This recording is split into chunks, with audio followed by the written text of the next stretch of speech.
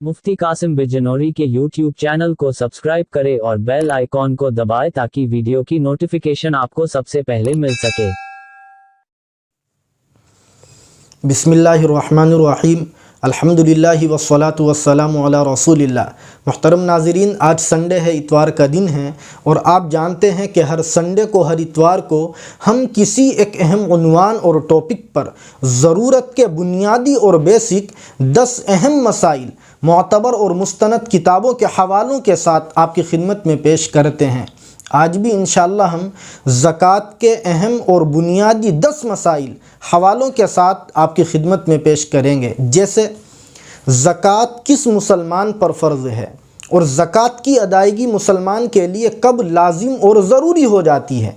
इसी तरह एक बाप अगर अपनी औलाद को ज़कात की रकम देता है तो इससे ज़कात अदा होगी या नहीं होगी।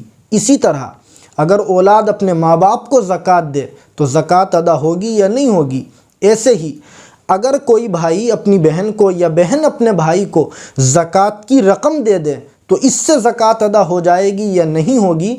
इस किस्म के 10 अहम और ज़रूरी बुनियादी मसाइल हवालों के साथ हम आपकी खिदमत में पेश करेंगे। आप तवज्जो के साथ आखिर तक इन मसाइल को ख़ुद भी सुने, इस वीडियो को पूरा देखें और ये मसाइल सवाब की नीयत से आप दूसरों को भी बतलाएं ताकि हमें ज़कात की अहम और बुनियादी बातें मालूम हो सके और हम ज़कात जैसी अहम इबादत को मुकम्मल तरीक़े से अदा कर सकें। तो आइए हम शुरू करते हैं। पहला सवाल ये है कि ज़कात किस मुसलमान पर फ़र्ज़ है।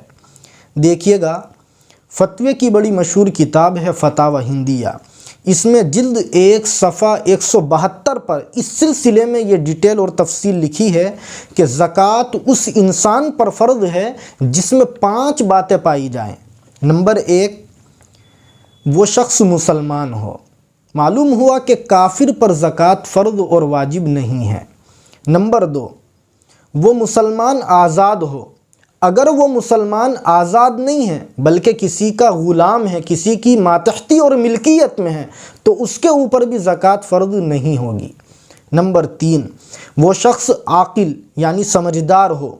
चुनाचे अगर कोई मुसलमान पागल है, दीवाना और मजनू है तो उसके ऊपर ज़कात फ़र्ज़ नहीं है। नंबर 4, वो शख्स बालिग भी हो, लिहाजा बच्चे पर ज़कात फ़र्ज़ नहीं है। अगरचे बच्चे के पास कितनी ही मिल्कियत क्यों ना हो, उसके पास कितनी ही प्रॉपर्टी और कितनी ही दौलत क्यों ना हो, अगर वो बालिग नहीं होगा तो उस पर ज़कात फ़र्ज़ नहीं होगी। नंबर 5, उस शख्स को ज़कात की फ़र्ज़ियत का इल्म और जानकारी भी हो, खा हकीकतन हो या हुक्मन, यानी या तो उसको ये बात मालूम हो, मसला मालूम हो कि मुझ पर ज़कात फ़र्ज़ है, या मसला मालूम ना हो लेकिन वो इस्लामी माहौल में ज़िंदगी गुजारता हो। तो ये 5 बातें हैं जिनकी वजह से इंसान के ऊपर ज़कात फ़र्ज़ और लाजिम और ज़रूरी हो जाती है।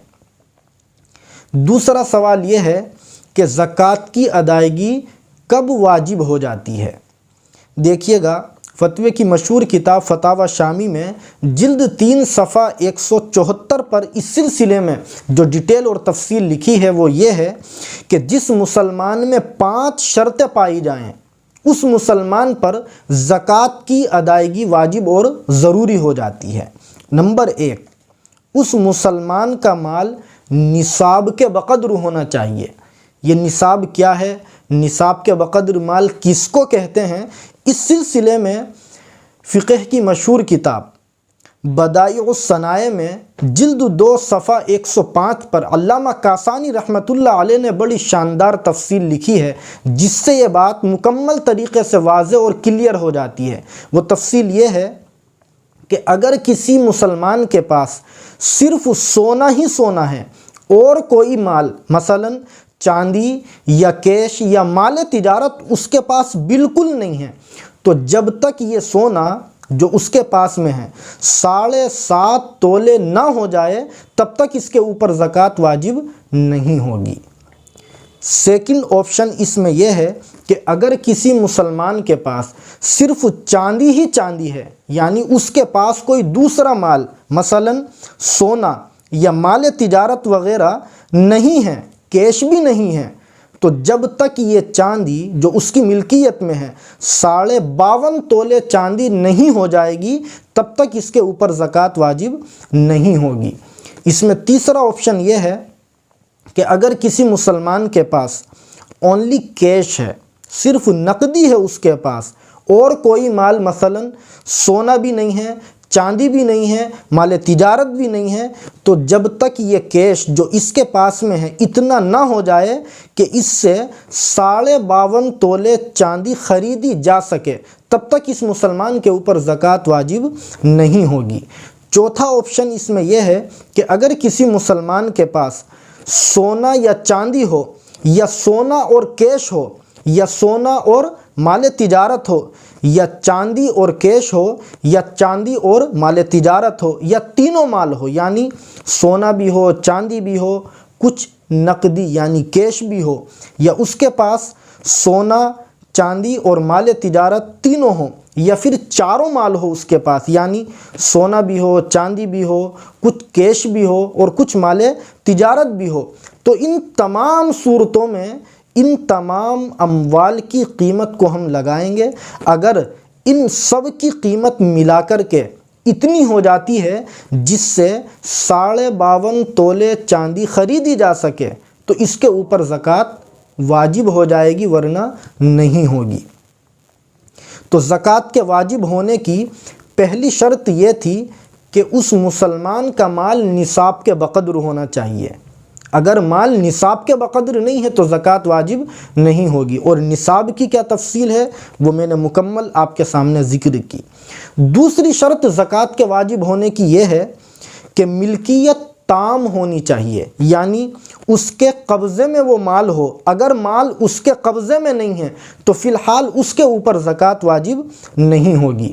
تیسری شرط زکوٰۃ کے واجب ہونے کی یہ ہے کہ نصاب قرض سے خالی ہونا چاہیے، یعنی اس مسلمان کے اوپر قرض نہ ہو۔ اگر قرض ہے تو اس میں یہ تفصیل ہے کہ جتنا اس کے اوپر قرض ہے اس کو نکال کر کے وہ حساب لگائے۔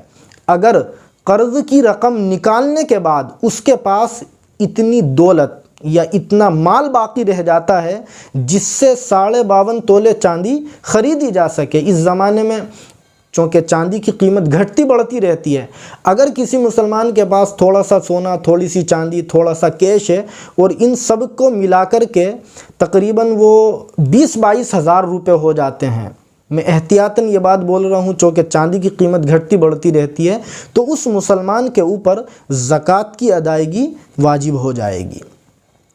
چوتھی شرط زکوٰۃ کے واجب ہونے کی یہ ہے کہ اس کا نصاب ضروریات اصلیہ سے زائد ہونا چاہیے، یعنی جو استعمال کی چیزیں ہیں ان سے الگ جو مال ہے، ان سے الگ جو نصاب ہے وہ اتنا ہو۔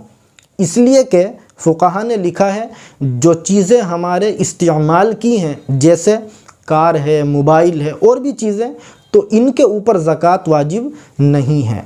پانچویں شرط زکوٰۃ کے واجب ہونے کی یہ ہے کہ مال نامی ہو۔ مال نامی کا مطلب یہ ہے کہ وہ مال ایسا ہو جس میں بڑھنے کی صلاحیت ہو، جیسے سونا چاندی یا مال تجارت یا مویشی یعنی جانور وغیرہ۔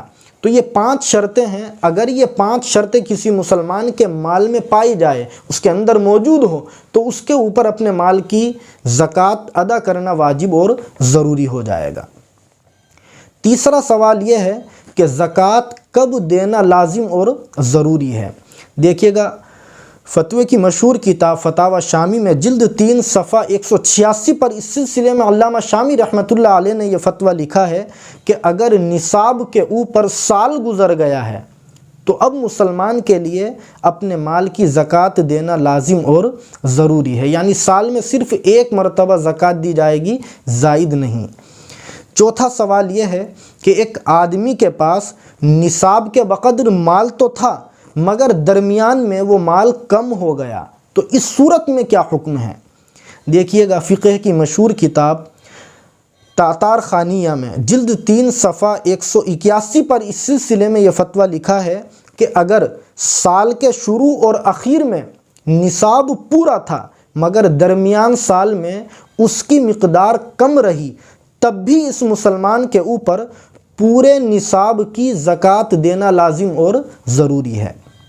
पांचवा सवाल ये है कि अगर दरमियान साल में हमने कुछ रकम कमाई है तो उस रकम के ऊपर ज़कात वाजिब होगी या नहीं होगी।